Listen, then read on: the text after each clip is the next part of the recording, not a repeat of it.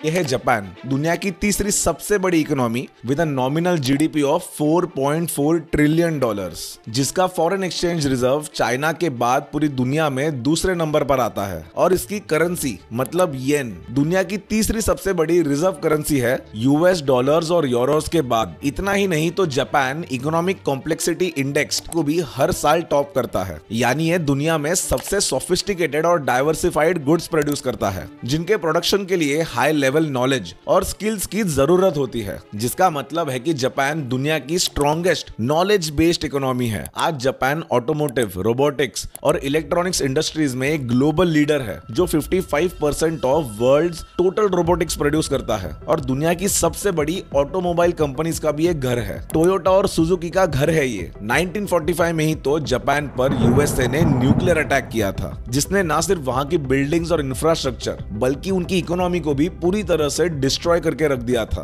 और 1942 से 1945 तक अलाइड फोर्सेस के द्वारा किए गए अलग अलग एयर रेड्स ने वहां की इंडस्ट्रीज को पूरी तरह से तबाह कर दिया था। जैसे कॉटन इंडस्ट्री, जो वहां की प्रोमिनेंट इनकम सोर्स थी, वो 80% तक तबाह हो चुकी थी। इन हादसों की वजह से लाखों लोग मारे गए थे और कई शहर राख में बदल गए थे। लेकिन जापान उसी राख से जल्द ही एक फीनिक्स की तरह राइज हुआ और एक ग्लोबल पावर में तब्दील हो गया और सिर्फ 4 दशक के छोटे से पीरियड में दुनिया की one of the largest economy बन गया। लेकिन यहाँ पर सवाल ये उठता है कि इतनी फास्ट रिकवरी आखिर मुमकिन कैसे हो पाई? जापान ने ऐसे कौन से तरीके अपनाए जिसने उसे ना सिर्फ एक हाईली डेवलप्ड इकोनॉमी बल्कि एक वाइडली डाइवर्सिफाइड और नॉलेज बेस्ड इकोनॉमी में बदल दिया? और इंडिया इस स्टोरी से कौन से लेसन सीख सकता है, यही सब डिस्कस करेंगे आज की इस वीडियो में। The best way to grow rapidly is to have the country bombarded. अब आप कहेंगे कि यार अर्चित, ये क्या बोले जा रहे हो? बट यही कहना है एक highly renowned economist Milton Friedman का। और इसी स्टेटमेंट को जापानीज इकोनॉमी कैसे सही प्रूव करती है, आइए ये समझते हैं। दिसंबर 7, 1941 सुबह के करीब 8 बज रहे थे और तभी कुछ ऐसा हुआ जिसने वर्ल्ड वॉर 2 की दिशा और जापान की किस्मत को हमेशा के लिए बदल के रख दिया। यूएस और जापान के बीच पैसिफिक ओशन के लगभग सेंटर में हवाई आइलैंड में बसे एक American naval base Pearl Harbor पर अचानक इंपीरियल जापानीज नेवी ने एक सरप्राइज अटैक किया, जिसकी वजह से अमेरिका के 2000 सोल्जर्स मारे गए और कई नेवल शिप्स और एयरक्राफ्ट डैमेज भी हो गए। यूएसए के लिए यह हमला एक्सपेक्टेड नहीं था, क्योंकि जापान और अमेरिका के बीच ठीक उसी समय वॉशिंगटन में पीस एग्रीमेंट पर डिस्कशन चल रहा था। लेकिन जापान की ओर से हुए इस सरप्राइज अटैक ने यूएस के होश उड़ा दिए और ठीक उसके अगले दिन यूएस ने दूसरे विश्व युद्ध में शामिल होने का ऐलान कर दिया। अब इसकी वजह से अलाइड फोर्सेस की जीत संभव हो पाई और इसी आक्रमण के बदले के रूप में 4 साल बाद यूएस ने जापान के 2 शहर हिरोशिमा और नागासाकी में एटॉमिक बॉम्बिंग करवाई। इन हमलों में लगभग 2,25,000 लोग मारे गए और जापान को $56 बिलियन का नुकसान झेलना पड़ा। देश की स्थिति बहुत ही नाजुक हो गई और लोगों के पास खाने के लिए पैसा तक नहीं था और इन हमलों की वजह से फैले रेडिएशन से लगातार और भी लोगों की जानें जा रही थी। पूरा जापान बर्बाद हो चुका था। लेकिन कहानी में इंटरेस्टिंग मोड़ तब आया जब वही अमेरिका, जो जापान की इस बर्बादी का कारण बना था, अब वही यूएस जापान को एक इकोनॉमिक पावर बनाने में मदद करने लगा। अब इंटरेस्टिंग क्वेश्चन ये है कि ये पॉसिबल कैसे हो पाया? इसे समझने के लिए हमें पहले उस वक्त की जापान की इकोनॉमिक प्रॉब्लम्स को समझना होगा। Chapter 1, problems with Japanese economy. After world war 2 3 major problems थी जापान के साथ। पहला है अनएम्प्लॉयमेंट। जब इन हमलों के बाद एम्पायर ऑफ जापान ने अमेरिका के सामने फॉर्मली सरेंडर किया तो दूसरा विश्व युद्ध फॉर्मली खत्म हुआ। लेकिन इसका कॉन्सिक्वेंस ये था कि अमेरिका ने जापान को ऑक्यूपाई कर लिया। इस ऑक्यूपेशन के बाद यूएसए ने जापान को एक पार्लियामेंट्री डेमोक्रेसी में बदल दिया, जहां राजा तो एग्जिस्ट करते थे पर उनके पास पावर्स नहीं थे। इसके साथ साथ और भी कई इंपॉर्टेंट फैसले लिए, जैसे मिलिट्री फोर्स कंप्लीटली डिसबैंड कर देना, जिससे 7.6 मिलियन ट्रूप्स और 4 मिलियन मिलिट्री से रिलेटेड काम करने वाले लोग जॉबलेस हो गए और 1.5 मिलियन लोग फोर्स हुए अब्रॉड से वापस जापान आने के लिए। और इन सब की वजह से अप्रोक्सीमेटली 30 17.1 मिलियन पीपल अनएम्प्लॉयड हो गए। अगर हम जापान के उस समय के पॉपुलेशन से इस नंबर को कंपेयर करें तो this number is huge and significant, क्योंकि people for any country are assets but unemployed people are nothing more than a liability. अब दूसरा है shortage of food and energy. World war 2 के बाद से जापान का कोल प्रोडक्शन बहुत hamper हो गया, क्योंकि इससे पहले जापान के कोल माइंस में मेनली चाइनीज और कोरियन वर्कर्स काम करते थे। लेकिन न्यूक्लियर अटैक के बाद रेडियो एक्टिविटी के डर से लोग आगे माइनिंग कंटिन्यू नहीं करते। अब इससे कोल की शॉर्टेज हो जाती है और एनर्जी प्रोडक्शन भी कम हो जाती है, क्योंकि इसका यूज लोकोमोटिव्स और शिप्स को पावर करने के लिए किया जाता था। तो इसके शॉर्टेज ने ट्रांसपोर्टेशन कॉस्ट को काफी बढ़ा दिया। अब इसका कॉन्सिक्वेंस ये था कि फूड की शॉर्टेज होने लगी। With neither fuel nor food, people feared that they would starve to death during the winters of 1945 and 1946। अब तीसरा है इन्फ्लेशन। वॉर के बाद जापान में इन्फ्लेशन तेजी से बढ़ने लगता है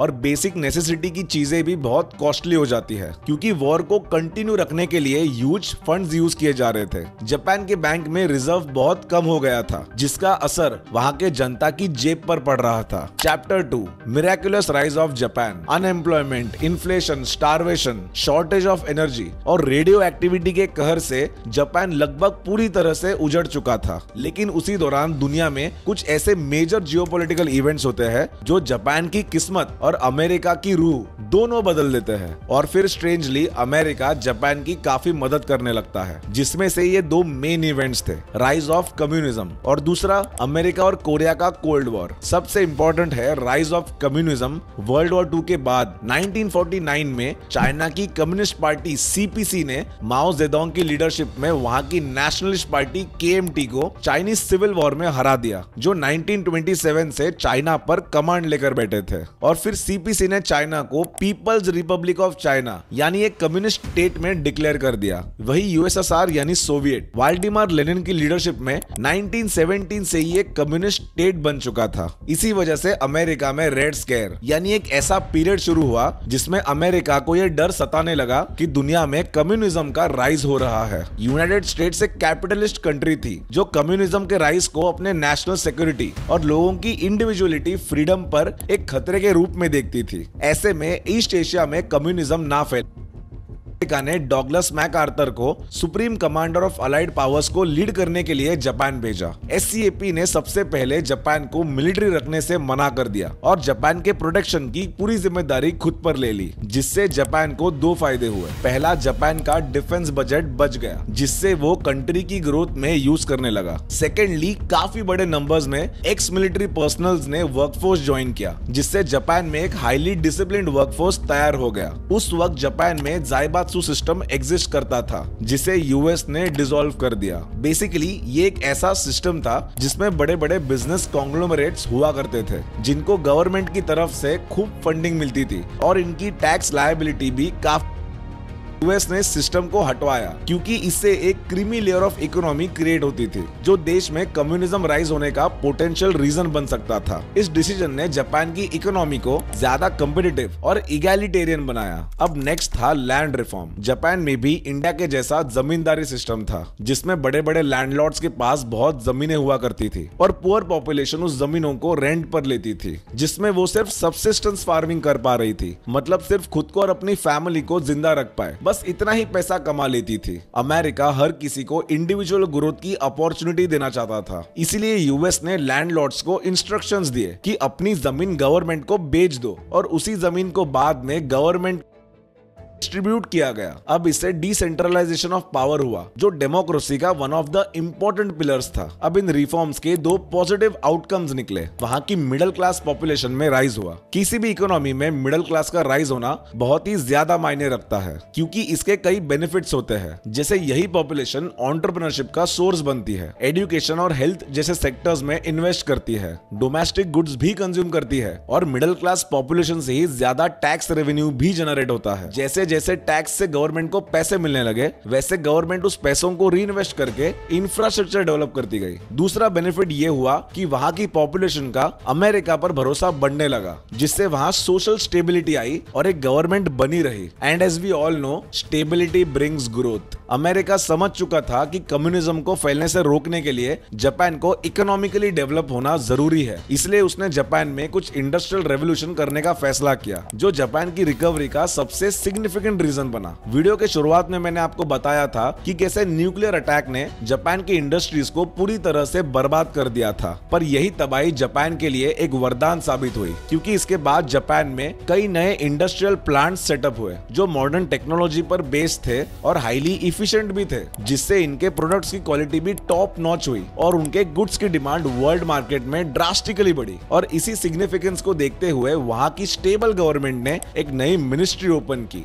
MITI, ministry of international trade and industry, जिसका मोटिव था गवर्नमेंट और वहां के इंडस्ट्रीज के बीच एक रिलेशन क्रिएट करना, जिससे जापान की मैन्युफैक्चरिंग और एक्सपोर्ट्स और भी ज्यादा एक्सेलरेट हो पाई। और तभी दूसरे मेजर जियोपॉलिटिकल इवेंट की शुरुआत होने लगी, और वो है अमेरिका और कोरिया का कोल्ड वॉर। अमेरिका की टेंशन कोरिया से बढ़ने लगी और दोनों देशों के बीच एक कोल्ड वॉर छिड़ गई। अब अमेरिका यह चाहता था कि जापान जल्द से जल्द इकोनॉमिकली स्टेबल हो जाए, तो 1948 में अमेरिका ने एक प्लान लाया, डॉज प्लान, जिसका मेजर फोकस था इकोनॉमिक बूम। अब इसमें 3 मेजर पॉइंट्स थे। पहला, बैलेंस्ड बजट, दूसरा, suspension of new loans for the reconstruction of finance bank, और तीसरा, reduction and abolition of subsidies. But इस प्लान से इतने शॉर्ट पीरियड में इतनी हाई ग्रोथ पॉसिबल नहीं थी, लेकिन तभी एक मिरेकल होता है। 1950 में अमेरिका और कोरिया के बीच वॉर शुरू हो जाता है। इस वॉर के दौरान यूनाइटेड स्टेट्स की मिलिट्री फोर्सेस जापान को एज अ बेस यूज करती है, जिससे जापान को एक अपॉर्चुनिटी मिल जाती है अपने एमिनेशंस को उन्हें सप्लाई करने का। And this accelerated the economy of Japan magically. साथ ही साथ जापान ने एजुकेशनल इंस्टीट्यूट्स में इन्वेस्ट किया, लिटरेसी रेट इंप्रूव करी, वर्कर्स को स्किलफुल बनाया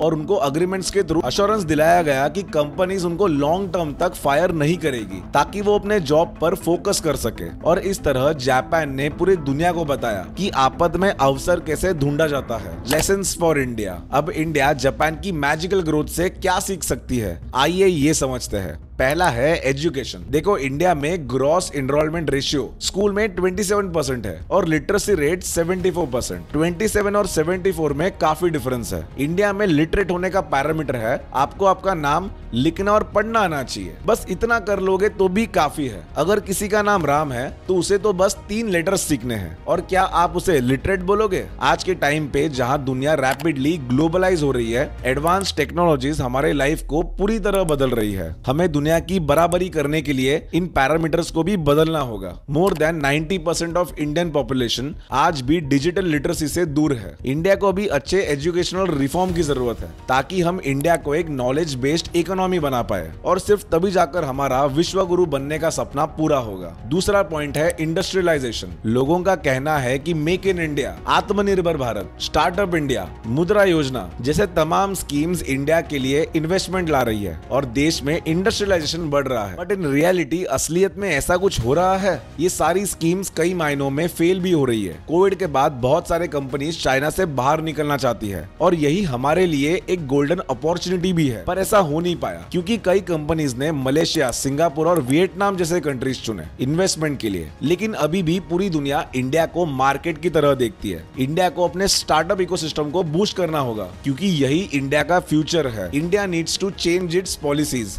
और इंडिया को यह समझना होगा कि फ्रीबीज या सब्सिडीज देकर हम देश को कभी बदल नहीं सकते। ये कुछ टाइम के लिए तो वर्क कर सकता है, पर लॉन्ग रन में ये कंट्री की ओवरऑल इकोनॉमी को नुकसान पहुंचाता है, क्योंकि ये सब्सिडीज बिजनेसेस को लेस रिस्क अवर्स बनाती है और उनकी ऑर्गेनिकली सक्सेसफुल होने की प्रोबेबिलिटी भी कम हो जाती है। ये एक मिठाई की तरह है, आप दे तो रहे हो पर ये उनके दांतों को सड़ा देगी। गवर्नमेंट द्वारा दिए गए सेफ्टी नेट्स उन्हें लेस हार्ड वर्किंग और लेस इनोवेटिव बनाती है। हम सबके पास हार्डवर्क करके चीजों को अर्न करने की सोच होनी चाहिए, एंड इसी सोच के साथ मैं इस चैनल पर काम कर रहा हूँ ताकि इंडिया की ग्रोथ में शायद कुछ हेल्प कर सकूं। अगर आपको मेरी कोशिश पसंद आई तो वीडियो के बाद चैनल को सब्सक्राइब करने मत भूलना। इस वीडियो के बाद ये वाला वीडियो भी देख लेना, जहां पर मैंने इंडिया के MSME सेक्टर को काफी डिटेल में डिस्कस किया है। शुक्रिया।